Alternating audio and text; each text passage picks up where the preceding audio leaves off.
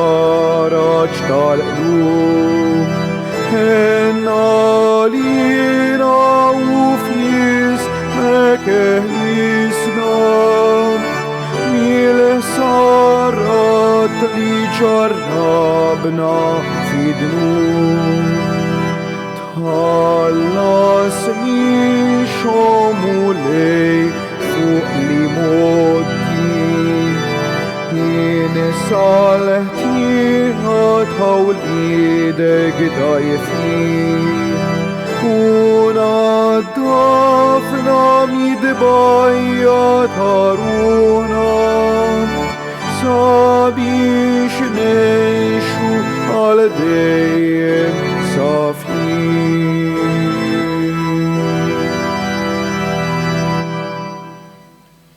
Fl-isem tal-Missier u tal-Iben u tal-Spiritu Santu. Grazzja lilkom muslim minn Alla Missierna u Sidna Ġesu Kristu. U til-eżis illum dil-Quddisa edin nofruha għal Marija u Antonio Vassallo u issa deħlin f'dan il-ġimgħa mqazza. Hekk illum ser naraw il-Ġesu dieħel Ġerusalem fejn hemmhekk jiġi milquh.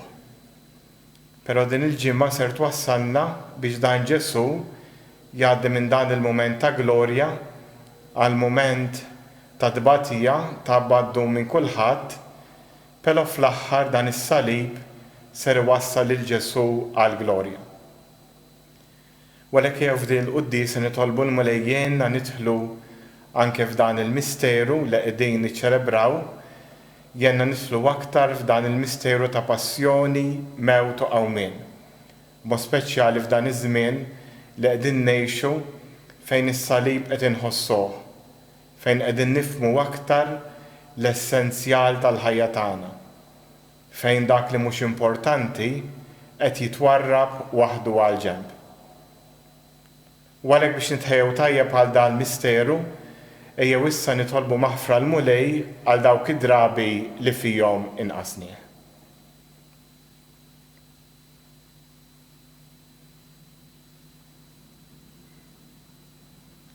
Int li tiftaħ dirajk lil-midinbin u taħfrilhom, mulej ħniena. Int ir-raj tajjeb li tara fin-naġ tiegħek, Kristu ħniena. Int li dejjem tfittex in-naġa l-mitlufa, mulej ħniena. Iħenna lina Alla li jista' kollox, jaħfrilna dnubietna u jwassalna għal ħajja ta' dejjem. Nitolbu. U Alla ta' dejjem tista' kollox, intajtna l-Iben waħdini eżempju ta' umiltà. U meta rrid li s-Salvatur tagħna isir bniedem bħalna u jieħu l-mewt tas-salib, fiħnina tiegħek għatina li s-sabar tiegħu ikun ta' tagħlim għalina u li jistħoqilna nissieħbu miegħu fil-qawmien għal ħajja. Bibnek Ġesu Kristu Sidna li hu Alla u miegħek jgħix bisaldan fl-imkien mal-Ispiritu Santu għal dejjem ta' dejjem.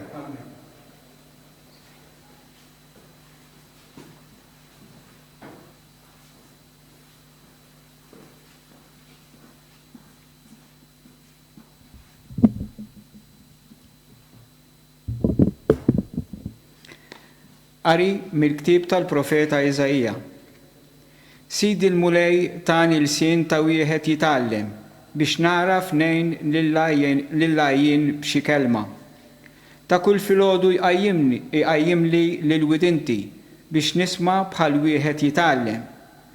Sidi l-mulej fetaħli widinti u jiena ma webbistx rasi, ma rġajtx lura. Tajdari lil dawk li kienu jsawtuni, ħaddejja lil dawk li kienu jnitfu l-ħiti, ma ħbejtx wiċċi mit-tajjir u l-bżieq. Sidi l-mulej jenni, għalhekk ma nitħawwaċ, għalhekk għamilt wiċċi b'ħażniet, jien naf li ma jkollix mniex nistħi. Il-kelma tal-mulej.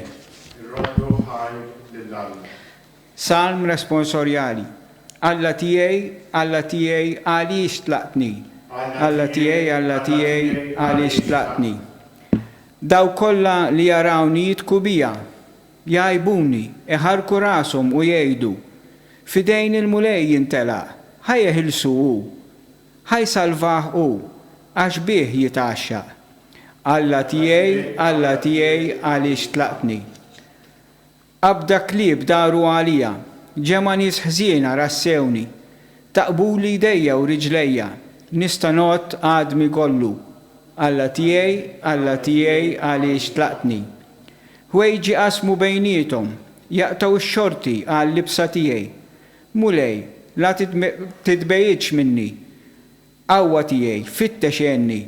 Alla tiegħi għaliex tlaqtni. Inxandar ismek lil ħuti, infaħrek f'nofs il-ġema. Faħru l-mulej intom li tibżaw minnu, sebħuh il-koll nisel Ġakob. Ibżaw minnu l-koll u li Izrael. Alla tiegħi għaliex tlaqtni. Qari mill-littra ta' San Pawla apostlu lil Filippin. Ġesu Kristu li għat li kellu n-natura ta' Alla ma għax ifittex tiegħu li hu daqs Alla. Iżda xejjen lilu nnifsu billi ħan natura tal-sir. Sar jixbaħ lil bnedmin u der minn barra bħala bniedem. ċekken lilu nnifsu billi jobda sal-mewt, anzi sal-mewt tas-salib.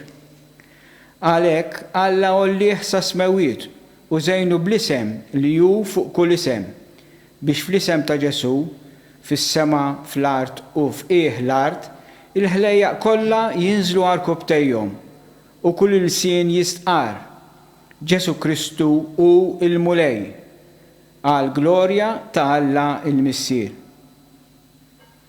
Il-kelma tal-mulej.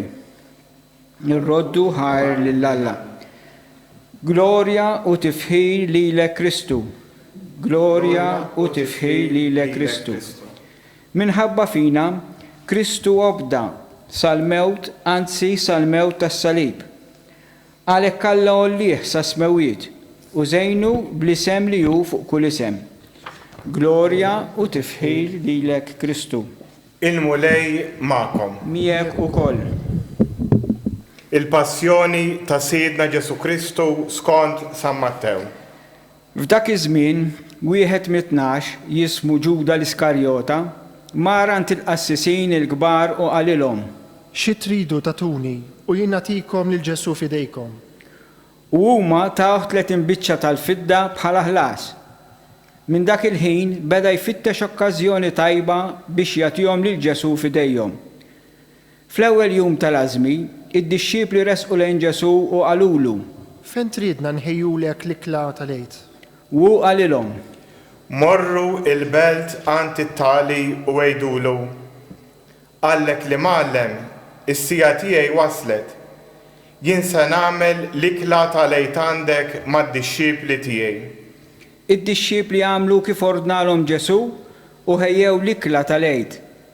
Għal ħin ta' filgħaxija għad fuq il-mejda fl-imkien ma' 12. Waqt l-ikel qal: Tassew ngħidilkom li wieħed minnkom se jitradini.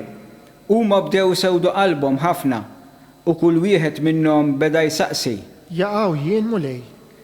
U Ġesu weġibhom: Dak li jmittidu u bil il-ħobs fi plat wieħed miegħi. Dak li se jitradini. Bin il-bniedem imur kif kien miktub fuqu.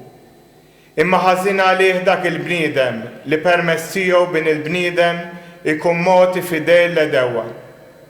Kien ikun aħjar għalih dak il-bniedem li kieku ma twieled xejn.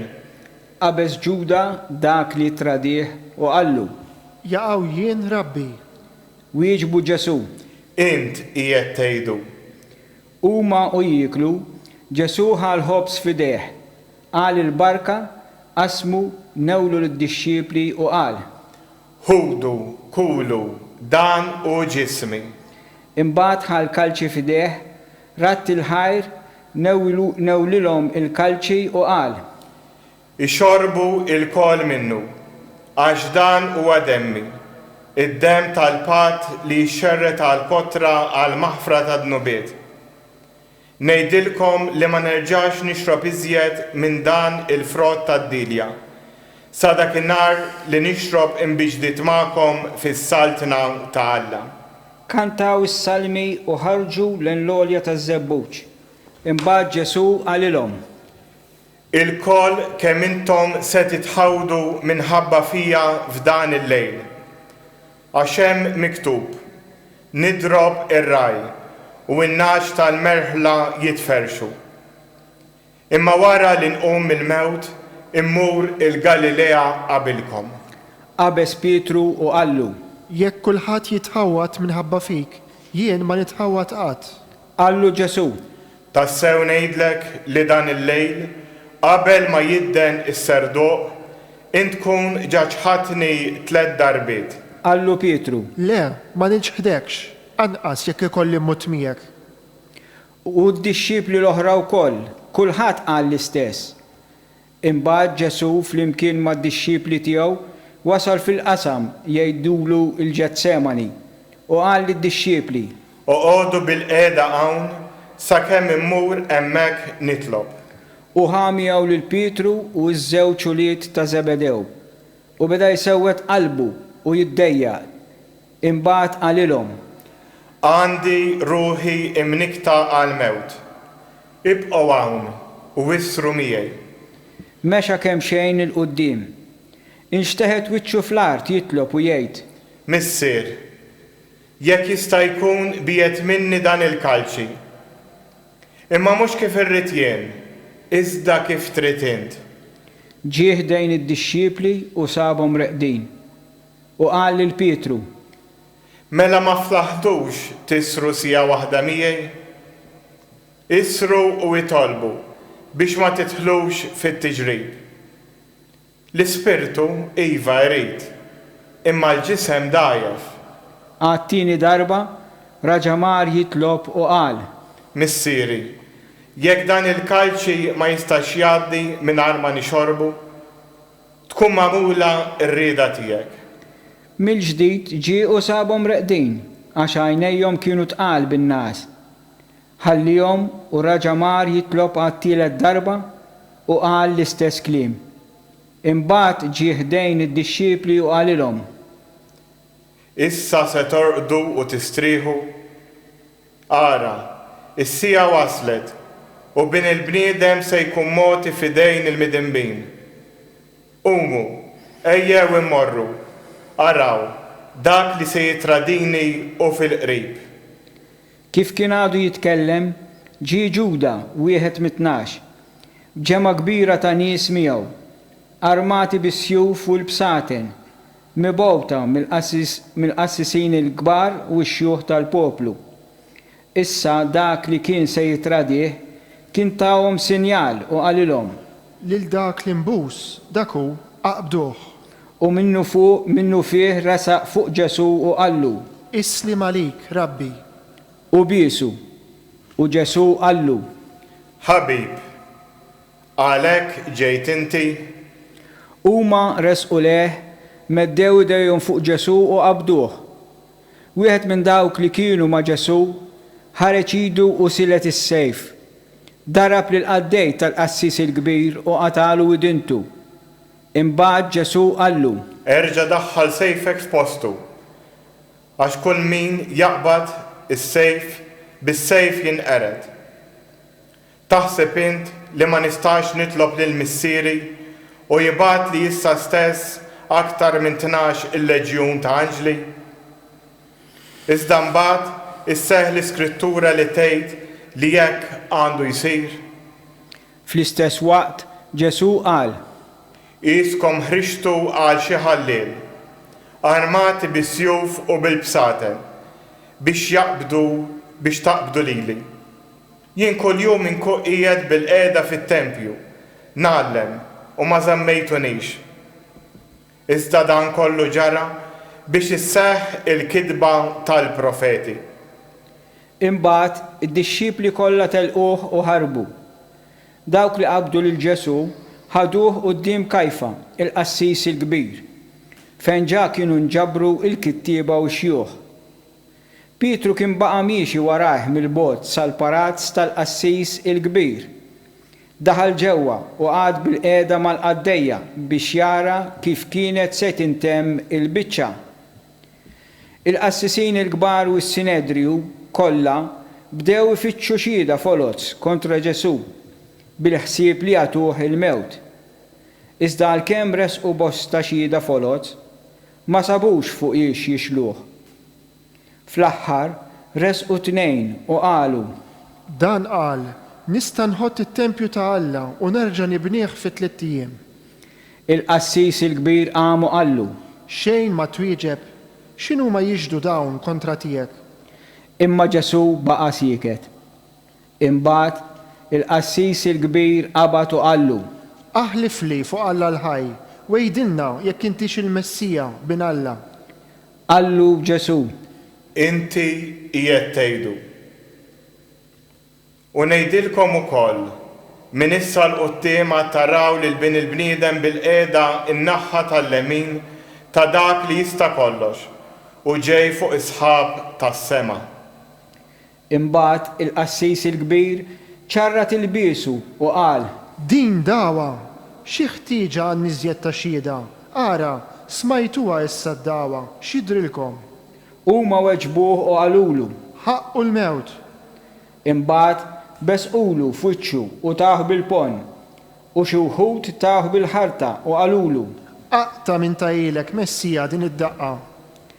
Intant Pietru kien hemm barra bil-qiegħda fil-bitħa tal-palazz u resqet fuq waħda qaddejja u qaltlu: Intu kol kont ma' Ġesu tal-Galilija? Immu ċaħat quddiem kulħadd u qal: Aqqas naf xi trid tgħid. Imbagħad warrab lejn il-bieb. Lemħitu qaddejja oħra u qalet lil dawk li kienu hemm: Dan kien ma' Ġesu ta' Nażaret. U raġa' ċaħat u ħalef. Jien ma nafux lil dan il-bniedem. Wara ftit dawk l-istess nies resqu lejn Pietru u qalulu: Tassew, inti wkoll wieħed minnhom għax għandek il-kisra ta' kliemek tikxfek. Imbagħad qabad jisħet lilu nnifsu u jaħlef. Le, ma nafux lil dan il-bniedem. U minnu fih is-serduk idden. U Pietru ftakar fil-kliem ta' Ġesu meta qallu: Qabel ma s-serduk jidden, inti tkun ġa ċħatni 3 darbiet. U ħareġ il-barra jibki biki taqsim il-qalb. L-għada fil-ħodu il-qassisin il-kbar u x-xjuħ tal-poplu ftehmu l-koll bejnietom biex lil Ġesu jaqtawilu għal-mewt. Rabtuh u ħaduh magħhom biex jagħtuh f'idejn Pilatu, il-gvernatur. Imbagħad Ġuda, it-traditur, meta ra li Ġesu kien ikkundannat, nidem u mar b'30 biċċa tal-fidda għand il-qassisin il-kbar u x-xjuħ biex jerġa' jagħtihomlhom lura. U qalilhom: Dnibt għax ittradejt dem bl-aħtija. Iżduma qalulu: Aħna din x'inhi affari tagħna, dak araħint. U waddab il-flus fis-santwarju talaq u mar tagħallaq. Imbagħad il-qassisin il-kbar ġabru l-flus minn hemm u qalu: Dawn ma nistgħux inqeduhom mal-offerti għax huma prezz tad-demm. Ftehmu bejnietom u b'dawk il-flus xtraw l-għalqa ta' ħaddiem il-fuħħar biex fiha jidfnu l-barranin. Kien għalhekk li dik l-għalqa semmiet l-għalqa tad-demm u hekk għadha magħrufa sal-lum. Imbagħad seħħ dak li kien ingħad permezz tal-profeta Ġeremija meta qal: U ħadu 30 biċċa tal-fidda, il-prezz ta' dak li kien stmat bil-prezz moti minn uliet Iżrael, u tawhom għall-għalqa ta' ħaddiem il-fuħħar kif ikkmandani il-mulej. Ġesu waqaf quddiem il-gvernatur u dan staqsih: Int is-sultan tal-Lut? U Ġesu wieġbu: Int qiegħed tgħidu. Iżda meta l-qassisin il-kbar u x-xjuħ bdew jakkużawh, huwa ma wieġeb xejn. Għalhekk Pilatu qallu: M'intix tisma' kemm ħwejjeġ qegħdin jiġdu kontra tiegħek? Iżdu anqas għall-akkuża waħda ma wieġeb, hekk li l-gvernatur baqa' mistaġeb ħafna. Nhar ta' festa, il-gvernatur kien soltu jitlaq wieħed ħabsi lil min iridu huma. Dik il-ħabta kellhom wieħed ħabsi magħruf jismu Barabba. Mela kif kienu miġbura, Pilatu qalilhom: Lil min triduni nitilqilkom? Lil Barabba jew lil Ġesu li jgħidulu l-Messija? Għax hu kien jaf li kienet lejra li ġalithom jagħtuh lil Ġesu fideh. Issa, waqt li kien bil-qiegħda fuq is-siġġu ta' tribunal, martu bagħtet tgħidlu: Qis li ma jkollokx taqsam ma' dan ir-raġel ġust, għax illum minħabba fih batejt ħafna fil-ħolm. Iżda l-qassisin il-kbar u x-xjuħ ġelu l-poplu jitolbuh lil Barabba u jeqirdu lil Kristu. Il-gvernatur mela raġa staqsihom: Lil min triduni nitilqilkom minnhom it-tnejn? Weġbuh il-koll. Lil Barabba. Qalilhom Pilatu: U x'nagħmel b'Ġesu li jgħidulu l-Messija?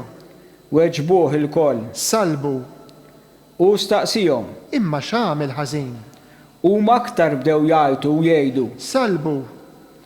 Meta mbagħad Pilatu ra li kollox kien għal xejn, anzi li aktarx kienet se tinqala xi rewwixta, qabad ħasel idejh fl-ilma quddiem il-poplu u qal: Jien minix ħati ta' dan id-demm, dan araw intom. U l-poplu kollu qabeż u qal: Demmu fuqna u fuq uliedna. Imbagħad telqilhom lil Barabba u lil Ġesu wara li ta' iswat tawulhom biex isalbuh. Imbagħad is-soldati tal-gvernatur ħadu lil Ġesu fil-pretorju u ġabru quddiemu lil sħabhom kollha.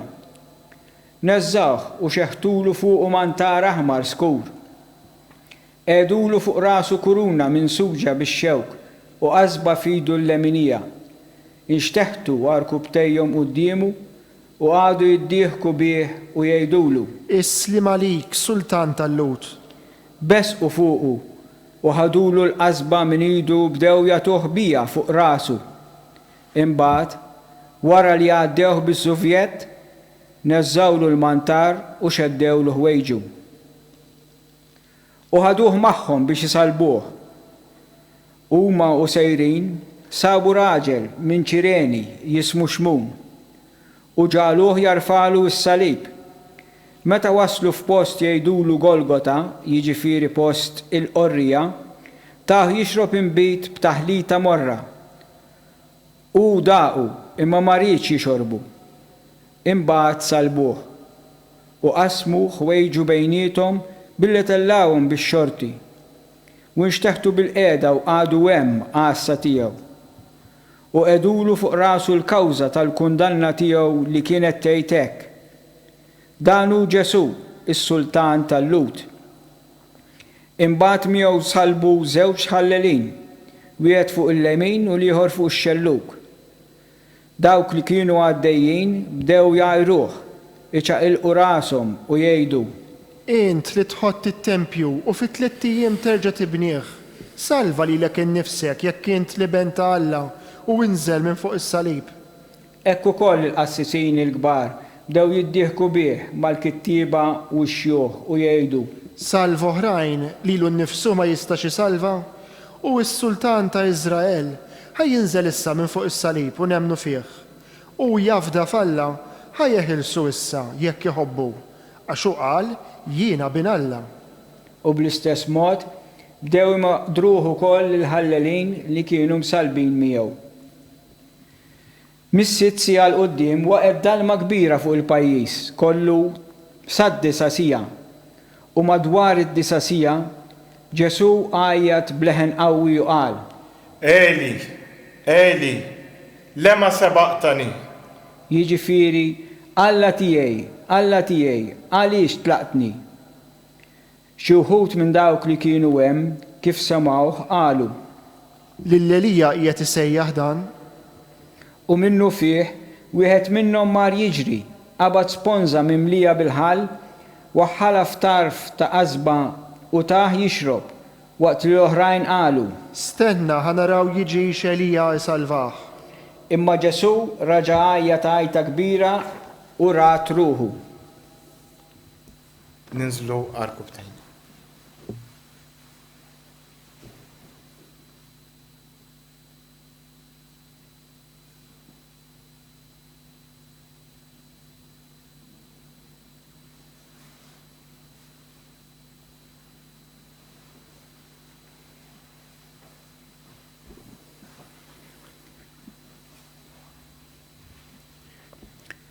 Wara, il-purtiera tas-santwarju ċartet fit-tnejn minn fuq s'isfel. L-art teżżet, il-blat inqasam u l-oqbra nfetħu. U qamu ħafna ġisma ta' qaddisin li kienu mietu li ħarġu mill-oqbra u wara l-qawmin tiegħu daħlu fil-belt imqazza u deru lil bosta nies. Iċ-ċenturjun u dawk li kienu miegħu għassa ta' Ġesu kif raw l-art titeżżes u jiġri dak kollu, implew biża' li ma bħalu u qalu. Dan kien tassew bin Alla. Hemmhekk kien hemm ħafna nisa jħarsu mill-bogħod. Dawk stess li kienu mxew wara Ġesu biex jaqduh sa minn meta kien għadu fil-Galilija. Fosthom kien hemm Marija ta' Magdala, Marija om Ġagbu u Ġuseppi u ommu Lied Zebedew. X'kien sar fil-għaxija ġie raġel għani minn Arimatea jismu Ġuseppi li hu wkoll kien sar dixxiplu ta' Ġesu. Mar għand Pilatu u talbu l-ġisem ta' Ġesu. Imbagħad Pilatu ordna li jingħatalu. Ġuseppi ħal ġisem u kefnu fl-iżgħar nadif. Edu fil-qabar ġdid tiegħu li kien ħaffer fil-blat, gerbeb ġebla kbira fid-daħla tal-qabar u telaq. Iżda Marija ta' Magdala u Marija l-oħra baqgħu hemm bil-qiegħda bis-swit il-qabar. L-għada, jiġifieri meta għadda jum it-tħejjija, il-qassisin il-kbar u l-Fariżej inġabru għand Pilatu u qalulu. Sinjur, aħna ftakarna li dan il-bniedem qarrieq meta kien għadu ħaj qal wara 3 ijiem inqum. Mela ordna li l-qabar ikun imħares tajjeb sat-tielet jum li ma jmorrux jiġu d-dixxipli tiegħu jisirquh u jgħidu lill-poplu qam mill-imwiet u hekk il-qerq tal-aħħar ikun għar minn tal-ewwel. Qalilhom Pilatu. Għandkom l-assa, morru ħarsuh tajjeb kif tafu.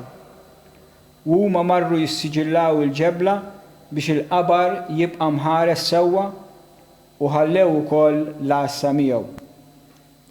Il-kelma tal-mulej. It-tifħir lilek Kristu.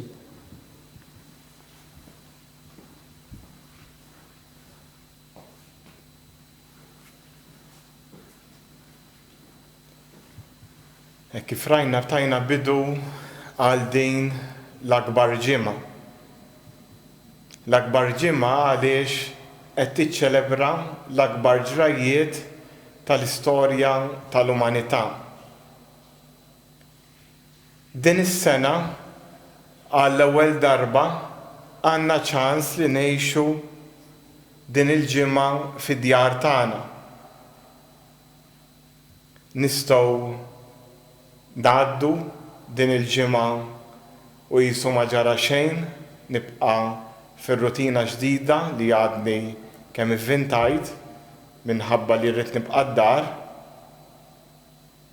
U nista' din il-ġimgħa u matula nibdel l-andament tal-ħajja tiegħi u dak tal-familja tiegħi.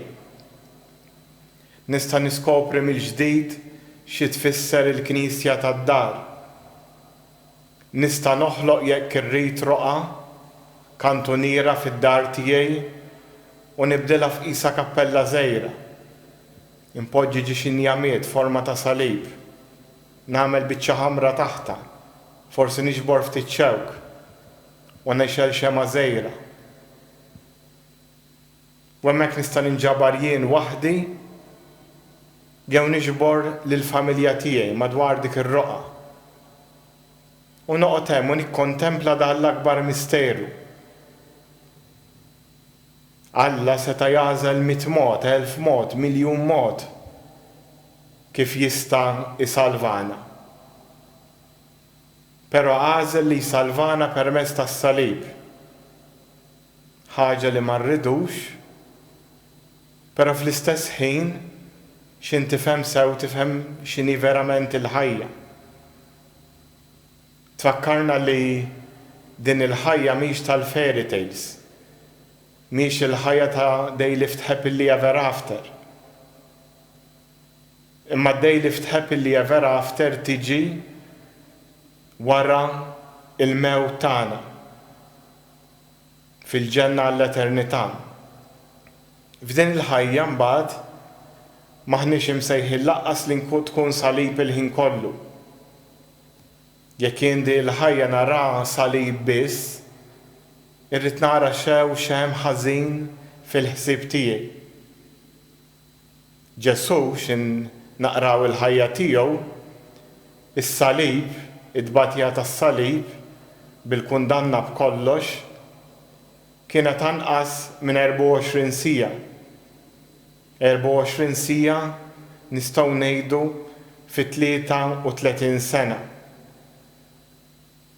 Allura importanti naraw is-salib tal-ħajja tagħna jekk ġej minn Alla rridu nħadnuh, jekk salib li ħloqtu jien, forsi minħabba l-expectations tiegħi żejda, jew minħabba forsi li għandi x'kundizzjoni u qed nevita li naffronta, imma qed nibqa' magħluq fiha nnifsi, dak ma ngħidulu s-salib. Dak ngħidulu kundizzjoni tiegħi li jien nista' naħdem fuqha. Hemmhekk flok salib nistgħu ngħidulu was. Però mbagħad meta verament ikun salib, meta l-affarijiet ma jkollix kontroll fuqhom, bħalmu l-mart, bħalmu it-tbatija, l-uġieħ, hemmhekk iva naċċetta mingħand Alla l-Missier għal ġid tiegħi u għal ġid tal-oħrajn. Mela jew nitolbu l-mulej din is-sena, grazzi mulej, l-affarijiet il-karnivalati li xi kultant għaqqadna ma' dawn il-festi warrabnihom jew twarbu waħedhom. Allura għandna ċans nirriflettu ftit fuq dan is-sens tas-salib, dan il-misteru tas-salib li kif għedna mhux ħajja sħiħa imma huma mumenti żgħar. Però dal-mumenti żgħar jekk nerfgħuhom u nimxu bihom wara Ġesu, imbagħad dawn iwasluna biex naqdu miegħu. U jekk jien nerfa' salibi u nimxi bih wara Ġesu, dejjem hemm il-glorja. Però l-glorja mhux kif irrida jien, il-glorja kif irrid hu. Tista' tkun glorja kemm permezz tal-fejqan jekk jien nitolbu l-fejqan, u tista' tkun glorja billi inħoss il-konsolazzjoni ta' Alla fil-qalb tiegħi li jkun biżżejjed biex inqum u nibqa' miexi. Il-glorja tista' tkun billi naffronta id-diffikultà li għandi bil-qawwa tal-Alla darba għal dejjem. Il-glorja tkun billi jekk forsi qed nirċievi xi abbuż, naqbad nitlob l-għajnuna u nieqaf lil dik il-persuna li qed tabbuża minni. Il-glorja tista' tkun billi l-mulej jagħtini l-qawwa u nċempel lil xi ħadd li verament jista' jagħtini l-għajnuna u mhux nibqa' magħluq jew magħluqa fiha nnifsi. Il-glorja tista' tkun billi flok nikkontrolla d-dinja bħal Ġesu ngħidlu fidejk mulej innerħi ruħi. Ejjew nippruvaw nifqu ftit, id-dinja wafqet, però moħħi jista' jibqa' sejjer. Id-dinja wafqet, però jien nista' nibqa' għaddej verżnata ġewwa dari, naqbad ma' tal-familja. Nistiednek ieqaf, għamel dik il-kappella żgħira fid-dar u ftiem ma' tal-familja li għal ċertu mumenti matul il-ġurnata, forsi nofsija kuljum, forsi sija, ħadd ma jitħaddet. U min irid joqgħod bil-qiegħda jitlob, jekk xi ħadd ma toġbux, jista' jmur passiġġata dak il-ħin. Però ejjew niskopru mill-ġdid dal-misteru li l-ewwel darba naħseb fl-2000 sena ħanexuh mid-djar u mhux bħala komunità. Din hi opportunità unika biex ninżlu aktar fil-fond. Ejjew nitolbu l-mulej jenna biex ma nitilfuhiex.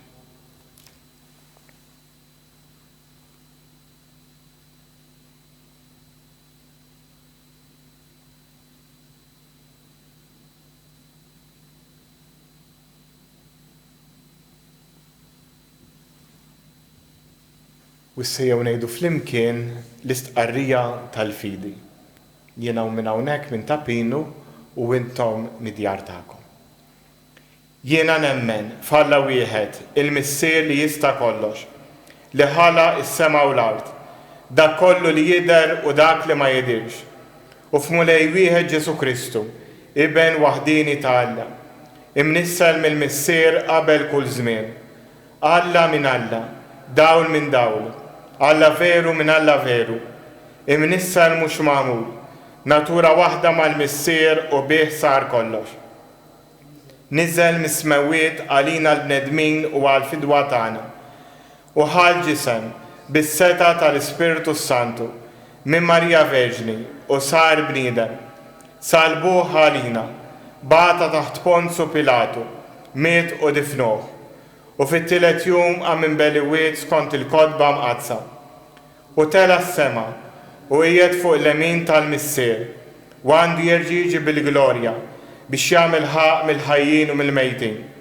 U s-saltna tiegħu ma jkollix tmiem, u fl-Ispiritu Santu mulej li jagħti l-ħajja li ġej mill-Missier u mill-Iben, li jum mweġġaħ fl-imkien mal-Missier u mal-Iben, u li tkellem fom il-profeti, u fi Knisja waħda, Qaddisa Kattolika Apostolika, nistqarba mudija waħda l-mafla d-nubiet, nistenna l-qawma mill-liwiet, u l-ħajja ta' żmien li ġej.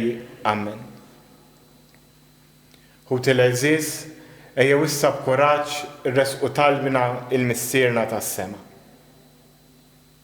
Tolbuk Missier ħanina lina l-koll biex din il-ġimgħa mqazza li qegħdin ngħixu flimkien twassalna biex nifhmu aktar il-misteru tal-passjoni, il-mewt u l-qawmien tiegħek. Nitolbu. Għal-persuna kollha responsabbli milli jwaffqu it-tixrid tal-coronavirus, il-mexxejja tal-pajjiżi, it-tobba, l-awtoritajiet. Tolbuk Missier ħanin kun magħhom għatihom l-għerf biex ifittxu r-rieda tiegħek biex ifittxu l-fejqan tal-poplu u mhux affarijiet oħrajn. Nitolbu. Nitolbu għal dak kollha li qegħdin ibatu, il-morda infettati minn din il-marda, dawk li qegħdin imutu fil-pajjiżi kollha tad-dinja, u dawk kollha li qegħdin ibatu fi djarhom minħabba ħaġa jew oħra. Nitolbu. U issa fiskiet jew resqu talbna il-Missierna tas-sema.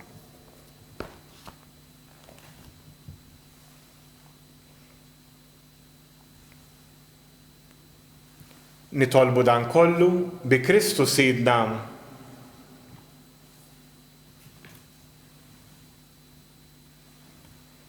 Imbierek int mulejja tal-ħolqien kollu, għax fit-tjubitek tajtna l-ħobs li qegħdin nofrulek. Frott tal-art u xogħol il-bniedem li minnu jsir għalina il-ħobs tal-ħajja.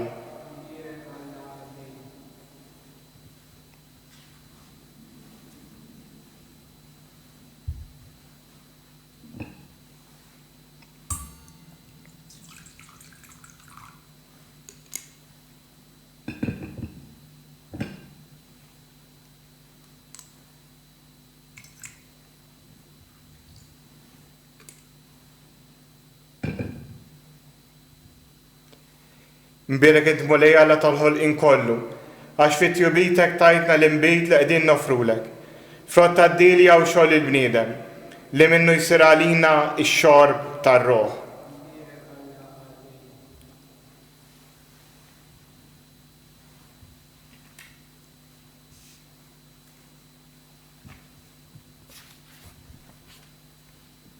Itolbu ħuti bis-sagrifiċċju tiegħu tagħkom ikun joġob l-Alla l-Missier li jista' kollox. Jilqa' l-mulej minn idejk is-sagrifiċċju għat-tifħir u l-glorja ta' ismu għaħtiġijiet tagħna u tal-Knisja mqazza kollha tiegħu. Għall-passjoni ta' ibnek il-waħdini taffi issa mulej il-korla tiegħek għalina, mhux għax jistħoqilna minħabba xi għemil tagħna, iżda bil-qawwa tal-ħnina tiegħek u ta' dan is-sagrifiċċju waħdini li sejrin nofrulek. Bi Kristu Sidna. Il-mulej ma'kom. Nerfu lubna l-fuq. Nizzu ħajr lil-mulej Alla tagħna. Sewa u xieraq tas-sew mulej missier qaddis, Alla ta' dejjem li tista' kollox. Tajjeb u taġi tas-salvazzjoni tagħna, li dejjem u kullimkien irroddulek ħajr bi Kristu Sidna. U li ma kellux ħtija oġbu ibati għal ħatja u għal ħżina jilqa' kundanna li ma kienx ħaqqu. Bil-qawmin tiegħu ħassar il-ħtijiet tagħna u bil-qawmin tiegħu għal ħajja kiseb għalina il-ġustifikazzjoni. Għalhekk flimkien mal-anġli kollha aħna wkoll infaħruk u ferħ kbir intennulek. Qaddis, qaddis, qaddis, mulej Alla tal-eżerċti, is-smawiet u l-art mimlija bil-glorja tiegħek, osanna fl-ola tas-smawiet, imbirek minn ġej fisem il-mulej, osanna fl-ola tas-smawiet.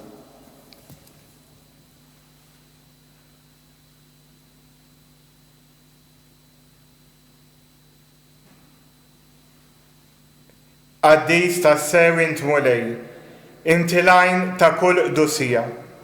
Qaddes għalhekk nitolbuk dan l-offerti bil-barka tal-Ispirtu tiegħek biex isiru għalina il-ġisem u d-dem ta' Sidna Ġesu Kristu. Li meta kien se jingħata biex mirrajh ibati, ħal ħobs, radd il-ħajr, qasam, tal id-dixxiebli tiegħu u qal: ħudu u kulu il-kol minn dan, għax dan huwa ġismi li jingħata għalikom.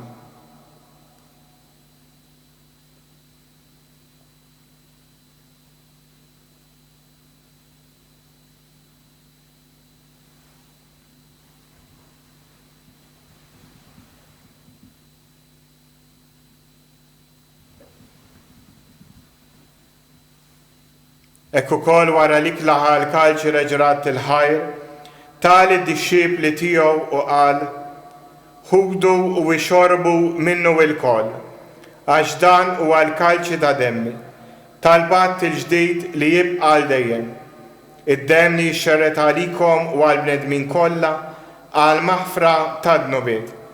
Għamlu dan b'tifkira tiegħi.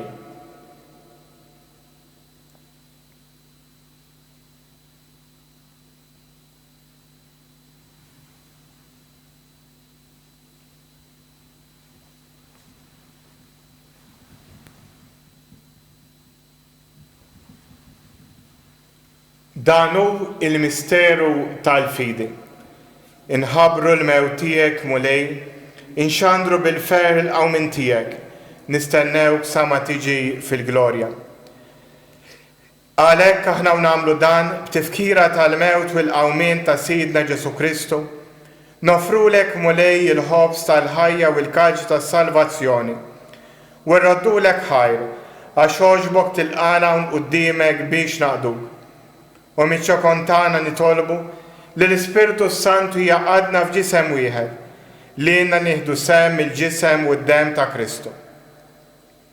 Ftakar mulej fil-Knisja tiegħek imxerda mad-dinja kollha, u taf l-imħabba flimkien mal-Papa Franġisku, l-Isqof tagħna Marju u mal-Ministri tiegħek kollha. Ftakar ukoll fħutna li raqdu bit-tama tal-qawmin. Ftakar f'Marija u Antonio Vassallo.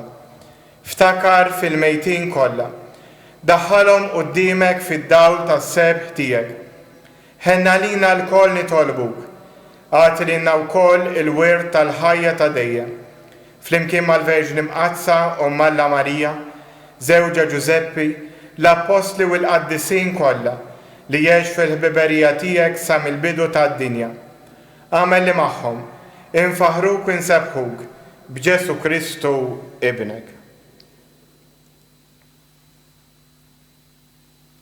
Bi Kristu, ma' Kristu u fi Kristu. Jingħata lilek Alla missier li tista' kollox, flimkien mal-Ispirtu Santu, kull ġieħu glorja għal dejjem ta' dejjem.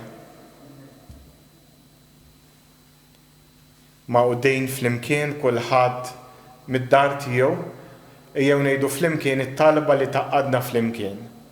Missierna li inti f'ismewet jitqaddes ismek, tiġi saltnatek, ikun li trid kif is-sema hekk fl-ard. Ħobżna ta' kuljum għatina llum, aħfrinna dnubietna, bħalma naħfru il-minu ħati għalina. La ddaħħalniex fit-tiġrib, iżda ħlisna mid-deni. Eħlisna jitolbuk mulej minn kull deni. Għatina fit-tiba u l-ħnina tiegħek il-paċi fi żmienna, biex inkunu ħielsa dejjem midnub u imħarsa minn kull inkwiet. Aħna u nistennew u nittamaw ilena u l-miġġa tas-Salvatur tagħna Ġesu Kristu. Mulej Ġesu Kristu li qed l-apostli tiegħek inħallilkom islim, natikom islim tiegħek. La tħares lejn dnubietna, iżda ħares lejn il-fidi tal-Knisja tiegħek. Għatija slimu laqda li int trid fija, int li tgħix bis-saltan għal dejjem ta' dejjem.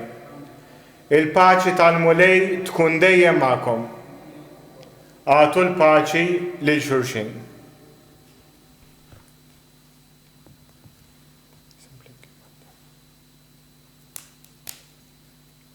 Ħaruf ta' Alla li tneħħi d-nubiet tad-dinja ħenna lina.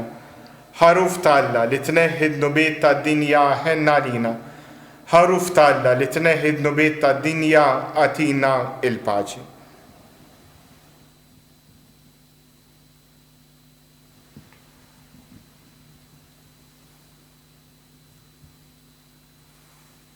Danu il-ħaruf ta' Alla. Danu li jneħħi id-nubiet tad-dinja. Ħenjin dawk li huma mistiedna għall-ikla tal-ħaruf. Mulej ma jistħoqlix tidħol taħt is-saqaf tiegħi, iżdejt bis kelma waħda u ruħi tkun infejqa.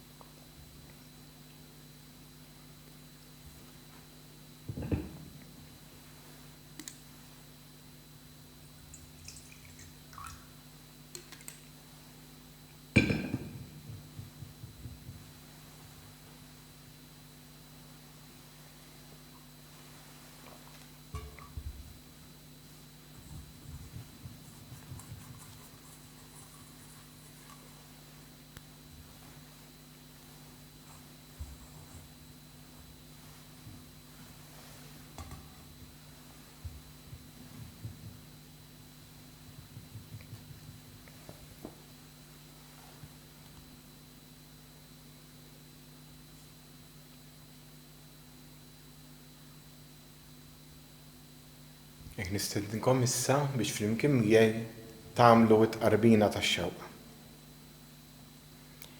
Ġesu jien nemmen li inti nsab ta' bilħaq fis-sagrament tal-Ewkaristija. Irrid inħobbok fuq kollox u fuq kulħadd. Intaf li nixtieq nirċevik ġewwa fija. Imma ġara darba bħalissa ma nistax nilqek ġewwa fija sagramentalment, nitolbok li tiġi fija spiritwalment. Ejjandi Ġesu tiegħi biex jiena niġi għandek. Ħeġġiġni bl-imħabba għalik biex f'ħajti u f'mewti nemmen fik, nitma' fik u nibqa' nħobbok għal dejjem. Glorja l-Missier u l-Iben u l-Ispirtu Santu. Glorja l-Missier u l-Iben u l-Ispirtu Santu. Glorja l-Missier u l-Iben u l-Ispirtu Santu. Nitolbu.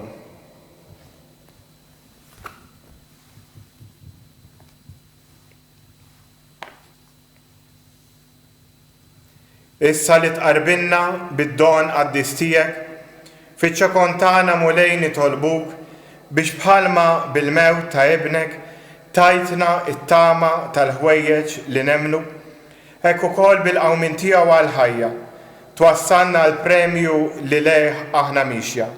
Bi Kristu sidna hekk l-appuntamenti tagħna issa huma għada fi kemm bil-qudiesa fit-8:09 u s-6:09 ta' filgħaxija u t-tlieta l-istess, imbagħad bil-ġurnata b'ġurnata ngħaddulkom l-informazzjoni ta' ċelebrazzjonijiet li nkunu ser inxandru.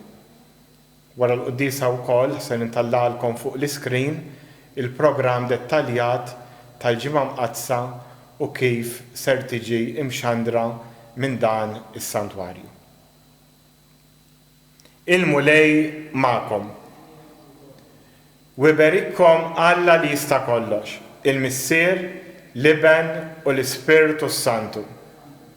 Imbirku il-mulej. Wissanduru lejn Omna Marija u ngħidu flimkien it-tlet Ava Marijiet li talbitna hi f'ġieħ 3 ijiem li damet fil-qabar. Sliem għalik Marija, bil-grazzja mimlija l-mulej miegħek, imbirk inti fost in-nisa u mberek il-frott tal-ġuf tiegħek Ġesu.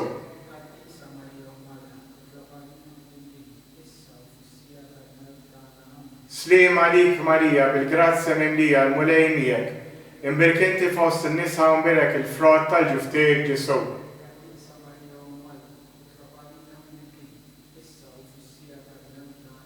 Sliem għalik Marija, bil-grazzja mimlija l-mulej miegħek, imbirk inti fost in-nisa u mberek il-frott tal-ġuf tiegħek Ġesu.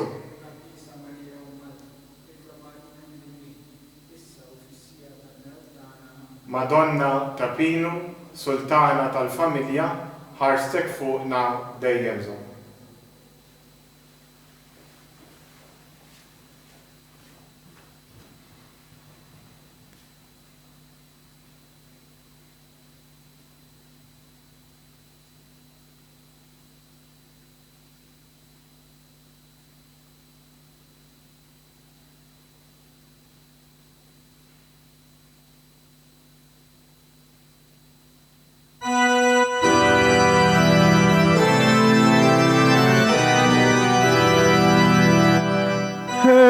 Lina mulej, henna lina mulej, henna lina. Lejk mulej nollu lub na jismana, għalix fiki tamajna finike. Henna lina mulej, henna lina. So benin midnumit tal-imoti, nitolbuk trotti l-mafra tal-ħsara. Henna lina mulej, henna lina. Nadda f'lubna mit-teba tal-ħtijam u saħħana bil-faraġ tal-ħnina. Henna lina